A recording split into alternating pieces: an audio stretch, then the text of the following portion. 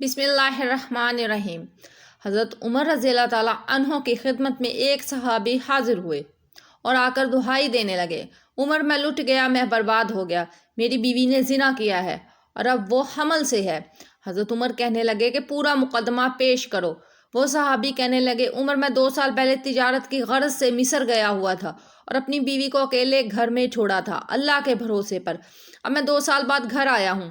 واپسی پر سارے راستے اپنی بیوی سے ملاقات کے لیے سوچتا ہوا اور دل میں واپسی اور زوجہ سے ملاقات کی بے حد مسرت تھی، لیکن وہ مسرت اچانک سوگ میں بدل گئی۔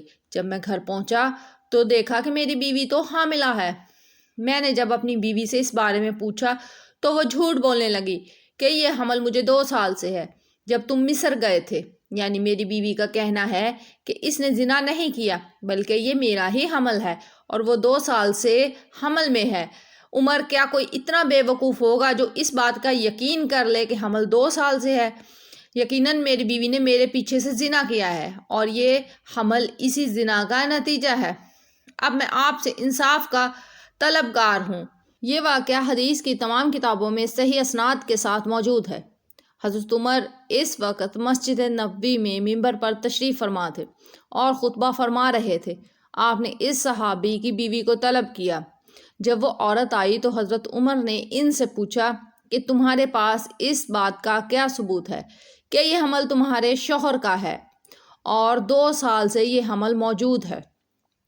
وہ عورت کہنے لگی کہ میرے پاس کوئی ثبوت نہیں ہے، لیکن اللہ کی قسم یہ میرے پیٹ میں جو حمل ہے یہ میرے شوہر کا ہی ہے، یہی اس کا باپ ہے۔ شوہر حضرت عمر سے کہنے لگا کہ 2 سال سے میں نے تو اپنی بیوی کو چھوا نہیں اور 2 سال بعد میں سفر سے آیا ہوں اور وہ حاملہ ہے اور اس بچے کی نسبت میری طرف کرتی ہے، اب میں کیا کروں؟ حضرت عمر نے کچھ دیر سوچا اور یہ حکم صادر فرما دیا کہ عورت جھوٹ بول رہی ہے اور اس کو ابھی اور آج ہی رجم کیا جائے، یعنی کہ پتھر مار کر ہلاک کر دیا جائے۔ اچانک ایک آواز بلند ہوتی ہے، میں خلیفہ کا یہ فیصلہ نہیں مانتا۔ سارے مجمع میں سناٹا چھا جاتا ہے۔ وہ آواز حضرت معاذ بن جبل رضی اللہ تعالیٰ عنہ کی تھی۔ حضرت معاذ کہنے لگے کہ عمر، میں آپ کے اس فیصلے کو چیلنج کرتا ہوں کیونکہ یہ قرآن و سنت کے خلاف ہے۔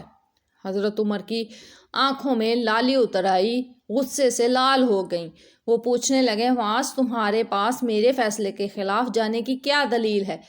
معاذ رضی اللہ تعالیٰ عنہ کہنے لگے کہ عمر، سزا بچے کے لیے نہیں ہے۔ آپ رجم کی سزا دینا چاہتے ہیں تو ٹھیک ہے، یہ مجرم ہے، آپ کی نظر میں آپ اس کو سزا دیں، مگر اس بچے کا جو اس عورت کے پیٹ میں ہے، اس کو آپ کس جرم کی پاداش میں سنسار کر رہے ہیں؟ کیا آپ کو وہ واقعہ یاد نہیں جب غامدیہ قبیلے کی خاتون آئیں اور کہنے لگی، یا رسول اللہ صلی اللہ علیہ وسلم، میں نے زنا کیا ہے، مجھے پاک کر دیجئے۔ آپ صلی اللہ علیہ وسلم نے انہیں واپس بھیج دیا۔ دوسرے دن آ کر اس نے عرض کیا، یا رسول اللہ صلی اللہ علیہ وسلم، آپ نے مجھے واپس کر دیا، شاید آپ مجھے معاذ کی طرح واپس کرنا چاہتے ہیں، لیکن اللہ کی قسم میں زنا سے حاملہ ہوں۔ تو آپ صلی اللہ علیہ وسلم نے فرمایا، اچھا اگر ایسا ہے تو پھر ابھی واپس جاؤ اور بچہ پیدا ہونے کے بعد آنا۔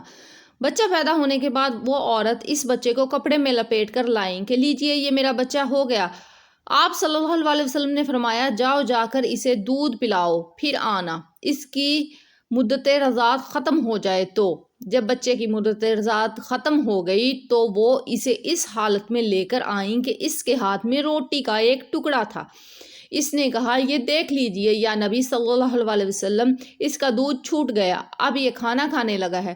آپ صلی اللہ علیہ وسلم نے وہ بچہ لے کر ایک مسلمان شخص کے حوالے کیا اور حکم دیا کہ اس عورت کے لیے سینہ تک ایک گڑھا کھودا جائے اور لوگوں سے رجم کرنے کا حکم دیا۔ حضرت خالد بن ولید پتھر لے کر آگے بڑھے، اس کے سر پر پتھر مارا جس سے خون حضرت خالد کے منہ پر گرا۔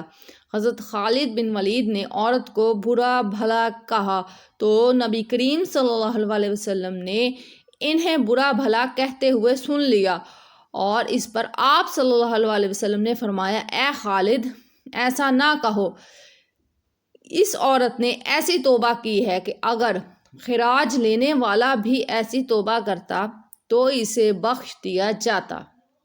آپ صلی اللہ علیہ وسلم نے اس کے بارے میں حکم دیا، اس کی نماز جنازہ پڑھی اور پھر اسے دفن کر دیا گیا۔